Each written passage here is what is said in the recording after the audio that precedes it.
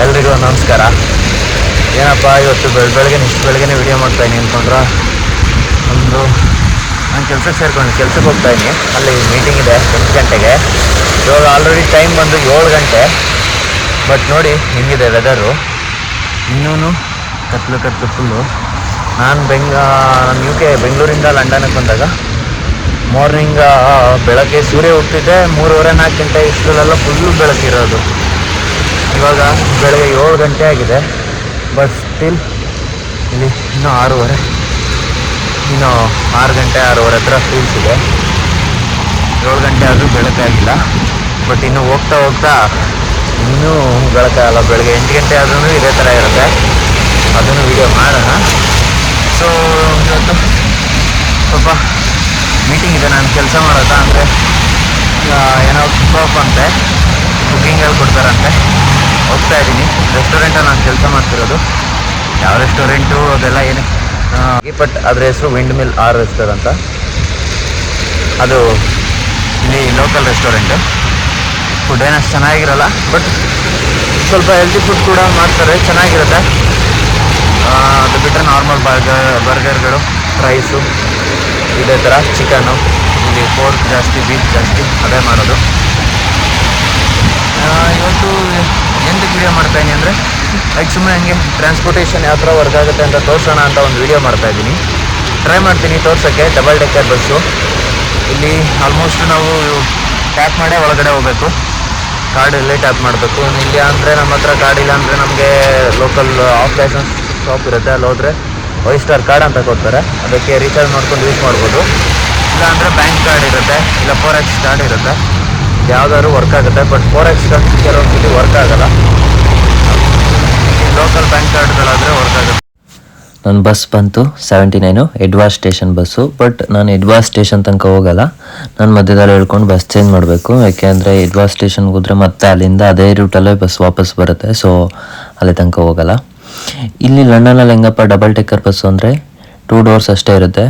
ಕೆಲವೊಂದು ಬಸ್ಸಿಗೆ 3 ಡೋರ್ಸ್ ಇರುತ್ತೆ. ಫ್ರಂಟ್ ಡೋರಲ್ಲಿ ಹತ್ಬೋದು, ಮತ್ತು ಬ್ಯಾಕ್ ಡೋರಲ್ಲೆಲ್ಲ ಹತ್ತಂಗಿಲ್ಲ. ಅದು ಬ್ಯಾಕ್ ಡೋರ್ ಏನಿದ್ರು ಸ್ಟೂಡೆಂಟ್ಸ್ ಅಲೋ ಮಾಡ್ತಾರೆ. ಅದು ಬಿಟ್ಟರೆ ವಯಸ್ಸಾದವ್ರಿಗೆ ವೀಲ್ ಚೇರ್ ಅಲೋ ಇರುತ್ತೆ ಹತ್ತಕ್ಕೆ ಇಳಿಯೋಕ್ಕೆ. ಅದು ಬಿಟ್ಟರೆ ನಾರ್ಮಲ್ ಅವ್ರಿಗೆಲ್ಲರಿಗೂ ಫ್ರಂಟಲ್ಲೇ ಹತ್ತಬೇಕು, ಮಧ್ಯದಲ್ಲಿ ಇಳಿಯೋಕ್ಕೆ. ಸೊ ಮೇಲ್ಗಡೆ ಡಬಲ್ ಡೆಕ್ಕರ್ ಮೇಲ್ಗಡೆ ಬಸ್ ಇದರಲ್ಲಿ ಈ ಥರ ಕಾಣಿಸುತ್ತೆ. ಸೊ ಬಸ್ ಇಳಿದೆ ಅಲ್ಲಿ. ಇವಾಗ ಇನ್ನೊಂದು ಬಸ್ ಹೋಗಬೇಕು. ಇಲ್ಲಿ ಏನಪ್ಪ ಅಂದರೆ, ನಾವು ಟ್ಯಾಪ್ ಮಾಡಿದಾಗ 1.75 ಕಟ್ ಆಗುತ್ತೆ 1 ಅವರ್ಗೆ.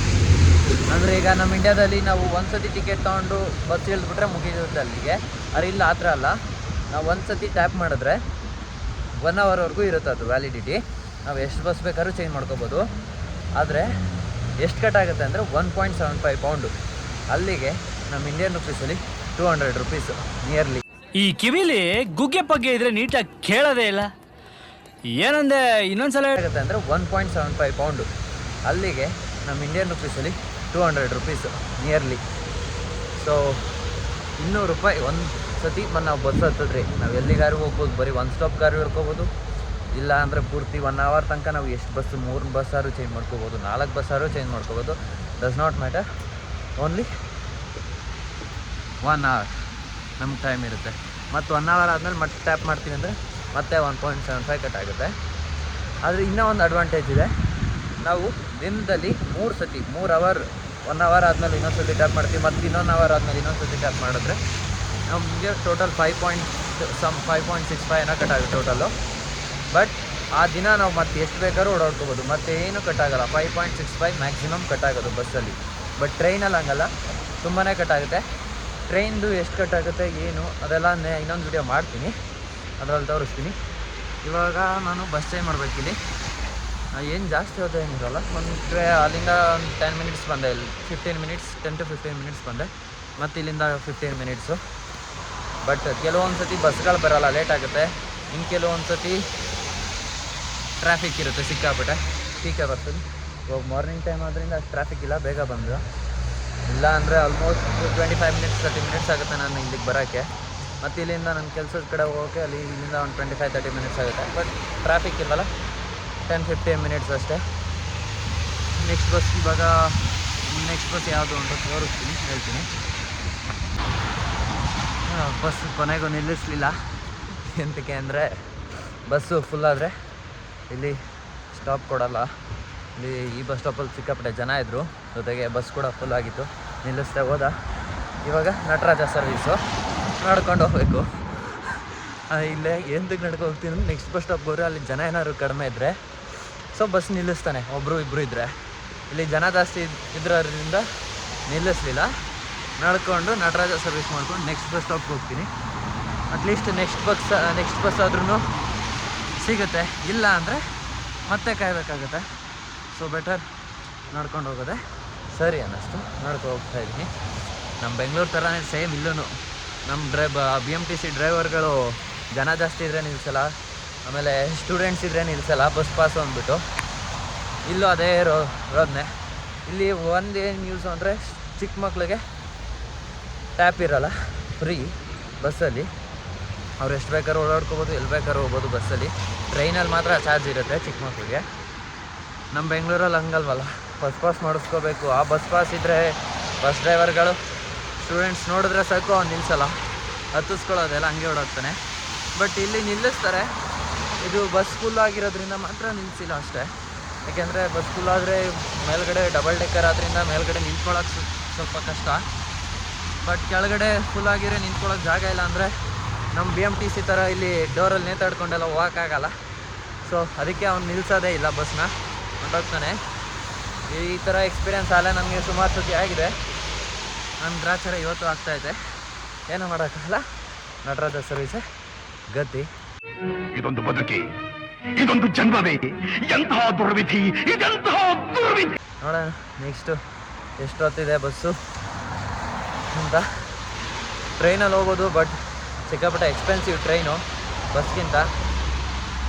ಅದಕ್ಕೇ ಬಸ್ ತೊಗೊಂಡೇ ಹೋಗೋದು. ಆಲ್ಮೋಸ್ಟು ಹತ್ರನೇ. ಟ್ರೈನ್ ಅದು ದೂರ ಇದ್ದರೆ ಟ್ರೈನ್ ತೊಗೋತೀನಿ, ಹತ್ತಿರ ಇರೋದ್ರಿಂದ ಬಸ್ಸೇ ಸರಿ ಅನ್ನಿಸ್ತು, ಬಸ್ಸು ಬಂದೆ. ಬಟ್ ಈ ಟೈಮಲ್ಲಿ ಇಲ್ಲಿ ಕೈ ಕೊಟ್ಟಿದೆ, ಜಿಡಿ ಬೇರೆ ಬೀಳ್ತಾ ಇದೆ. ಬಟ್ ನೋಡೋಣ. ಸೊ ಫೈನಲಿ ಬಂದೆ ನಮ್ಮ ರೆಸ್ಟೋರೆಂಟ್ ಹತ್ರ. ನಮ್ಮ ರೆಸ್ಟೋರೆಂಟ್ ತೋರಿಸ್ತೀನಿ, ಬಟ್ ಒಳಗಡೆ ಏನೋ ತೋರ್ಸೋಕ್ಕಾಗಲ್ಲ. ಯಾಕೆಂದರೆ ಎಂಪ್ಲಾಯ್ ಆಗಿರೋದ್ರಿಂದ ಇವಾಗ ಮೀಟಿಂಗ್ ಬಂದಿರೋದ್ರಿಂದ ವಿಡಿಯೋ ಮಾಡೋಂಗಿಲ್ಲ. ಬಟ್ ಯಾವಾಗಾದ್ರು ಒಂದು ಸತಿ ನಮ್ಮ ರೆಸ್ಟೋರೆಂಟು ವಿಡಿಯೋ ಮಾಡಿ ತೋರಿಸ್ತೀನಿ. ಇದೇ ನಮ್ಮ restaurant. This is how it looks. ನೋಡೋಕ್ಕೆ ಈ ಥರ ಇದೆ, ಬಟ್ ಸಿಕ್ಕಾಪಟ್ಟೆ ಜನ ಬರ್ತಾರೆ. ಮೀಟಿಂಗ್ ಎಲ್ಲ ಮುಗೀತು. ಏನೋ ಇಲ್ಲ ಮೀಟಿಂಗಲ್ಲಿ, ನಾವೇ ಅಡುಗೆ ಮಾಡಬೇಕು, ನಾವೇ ತಿನ್ನಬೇಕು. ಹೊಸದಾಗಿ ಏನೇನೋ ಮೆನ್ಯೂಗೆ ಆ್ಯಡ್ ಮಾಡಿದ್ದಾರೆ. ಅದನ್ನು ಯಾವ ಥರ ಮಾಡೋದು, ಯಾವ ಥರ ಪ್ರೆಸೆಂಟ್ ಮಾಡಬೇಕು, ಯಾವ ಥರ ಟೇಸ್ಟ್ ಇರುತ್ತೆ ಅಂತ ಫಸ್ಟು ನಾವು ಕೊಡೋಕ್ಕೂ ಮುಂಚೆ ನಮಗೆ ಗೊತ್ತಿರಬೇಕಲ್ಲ. ಸೊ ಅದಕ್ಕೆ ಒಂದು ಟ್ರಯಲ್ ಥರ ಅಷ್ಟೇ ಇದು. ಹೊಸದಾಗಿ ಚಿಕನ್ ಟಿಕ್ಕ ಎಲ್ಲ ಆ್ಯಡ್ ಮಾಡಿದ್ದಾರೆ. ನಮ್ಮ ರೆಸ್ಟೋರೆಂಟಲ್ಲಿ ಏನೂ ಇರಲಿಲ್ಲ ಇಂಡಿಯನ್ ಐಟಮ್ಸ್ ಅಷ್ಟು. ಸೊ ಚಿಕನ್ ಟಿಕ್ಕ ಒಂದು ಆ್ಯಡ್ ಆಗಿದೆ. ಅದು ಬಿಟ್ಟು ಕೆಲವು ನಾರ್ಮಲ್ ಚಿಕನ್ ಫ್ರೈಸು ಇದೇ ಥರ ಸ್ಟಾರ್ಟರ್ಸ್ ಆ್ಯಡ್ ಆಗಿದೆ. ಅದು ಬಿಟ್ಟು ಮೇಯ್ನಾಗಿ ಏನೂ ಅಷ್ಟೇನು ಆ್ಯಡ್ ಆಗಿಲ್ಲ. ಡೆಸರ್ಟ್ಸ್ ಕೂಡ ಆ್ಯಡ್ ಆಗಿದೆ, ಚೆನ್ನಾಗಿದೆ ಡೆಸರ್ಟ್ಸು, ಆ್ಯಪಲ್ ಪೈ ಈ ಥರ. ಸೊ ಇವತ್ತಿಗೆ ಆಚೆ ಹೋಗೋಣ ಅಂದ್ಕೊಂಡ್ರೆ ವೆದರ್ ಸರಿ ಇಲ್ಲ, ಜೊತೆಗೆ ಟ್ರಾನ್ಸ್ಪೋರ್ಟೇಷನ್ ತುಂಬ ಖರಾಬಾಗಿದೆ. ಅದಕ್ಕೆ ವಾಪಸ್ ಮನೆಗೆ ಹೋಗ್ತಾಯಿದ್ದೀನಿ. ಇಲ್ಲಿಗೆ ಈ ವಿಡಿಯೋ ಮುಗಿಸ್ತೀನಿ. ಮತ್ತು ನೆಕ್ಸ್ಟ್ ವಿಡಿಯೋದಲ್ಲಿ ಸಿಗ್ತೀನಿ. ಮತ್ತು ಸಬ್ಸ್ಕ್ರೈಬ್ ಮಾಡೋದು ಬರೀಬೇಡಿ, ಹಾಗೆ ಲೈಕ್ ಕಮೆಂಟ್ ಶೇರ್ ಮಾಡಿ. ಮತ್ತು ನೆಕ್ಸ್ಟ್ ವಿಡಿಯೋದಲ್ಲಿ ಸಿಗೋಣ. ಅಲ್ಲಿವರೆಗೂ ನಮಸ್ಕಾರ.